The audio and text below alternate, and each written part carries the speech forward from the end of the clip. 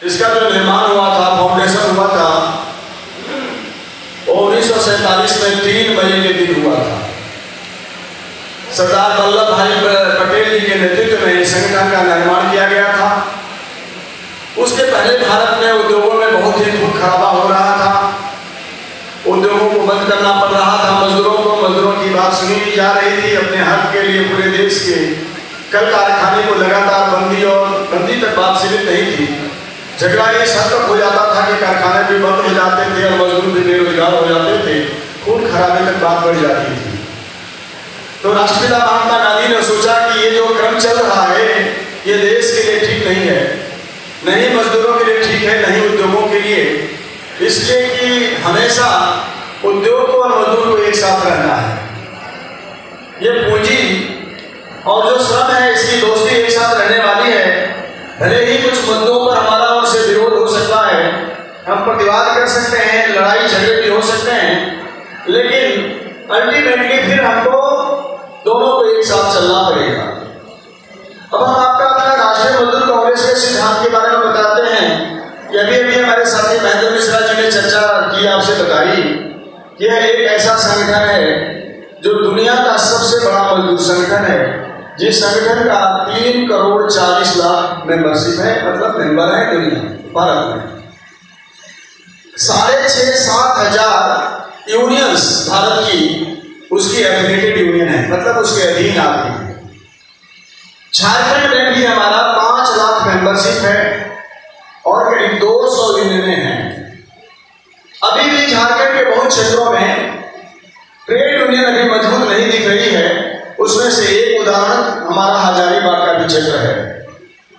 और हम लोग प्लान कर रहे हैं कि राज्य में जहां जहां मजदूर आंदोलन अभी व्यवस्थित नहीं हुआ है, मजदूर संगठन नहीं बने हैं, वहां जल्द से जल्द वहां के साथियों से संपर्क करें और जिनको इंटरेस्ट है मजदूरों की लड़ाई लड़ने में, जो त्याग करने के लिए तैयार है, जरूरत पड़े तो मजदूरों के लिए लाठी डंडे भी खाने के लिए तैयार हो, वैसे लोगों से संपर्क करें और हम लोग वहां संगठन बनाएं और मजदूरों के खिलाफ हो रहे शोषण का प्रतिवाद किया जाए। अब इस क्रम में हम लोग आगे बढ़ रहे हैं।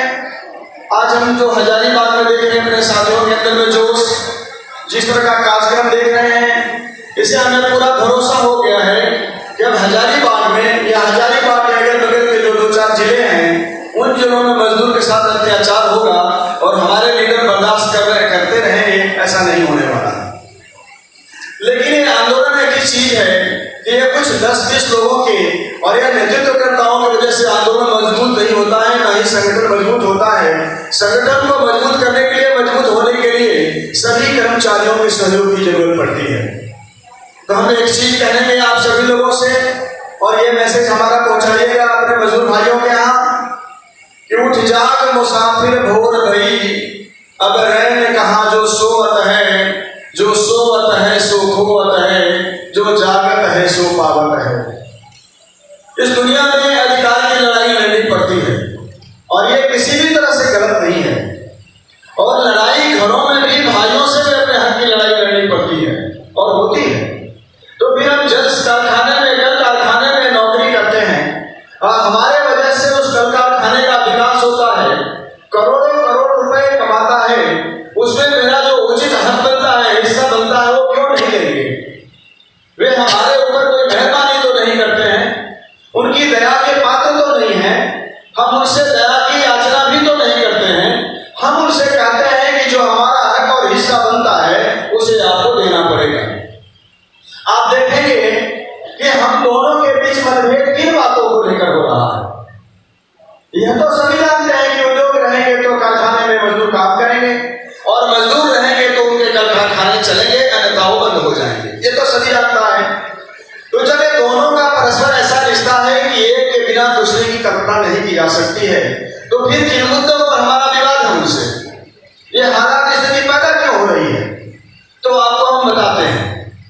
जब हम उनको बोलते हैं कि मजदूरों से हमारे 8 घंटा कारखाने में केवल आपको काम लेना है, यह देश का नियम है। वे 8 घंटे की जगह पर 12 घंटे भी काम कराते हैं। जब हम कहते हैं कि 8 घंटे से ज्यादा अगर आप काम कराएंगे तो फिर आपको अगला 4 घंटा जो उनका होगा उसके लिए दुगना बात को नहीं मानते हैं। जब हम उनको बोलते हैं कि कल कारखाने में काम करेंगे जो कर्मचारी, उनका ग्रेजुएटी पेमेंट आपको करना है, तो वो नहीं मानते हैं। जब हम उनको बोलते हैं कि प्रोविडेंट फंड में आपका कंट्रीब्यूशन जाना चाहिए और कर्मचारियों का वेतन का भी 12% काट कर जमा होना चाहिए, ताकि आफ्टर रिटायरमेंट उनको एक ऐसा पैसा मिले कि ताकि अपने बाल बच्चे परिवार का टेक केयर कर सके, तो वो इस वित्तीय के पैसे से भी चोरी करते हैं। बोनस की बात करते हैं कि 1.33 मिनिमम बोनस मिलना चाहिए, और कई कारखानों में 1.33 बोनस भी नहीं देते हैं। कई उनके कारखाने में ठेकेदार के द्वारा मजदूरों को लिया जाता है, उनका जो राज्य का मिनिमम वेतन है, वेज है, वह भी नहीं दिया जाता है। ऐसी भी शिकायतें मिली है कि कुछ ठेकेदार उन मजदूरों को पैसा कंपनी के सामने तो देते हैं, लेकिन बाद में बोलते हैं कि अगर कल से तुम्हें कारखाने में ड्यूटी करनी है तो उसमें से कुछ पैसे हमको लौटा दो। और वो गरीब मजदूर अपनी नौकरी के डर से बाहर जा करके कमाए हुए कुछ पैसे में से उनको वापस कर देता है। ये हालात और परिस्थितियां हैं। अगर उनकी दुर्घटनाएं हो जाती है तो मुआवजा नहीं दिया जाता।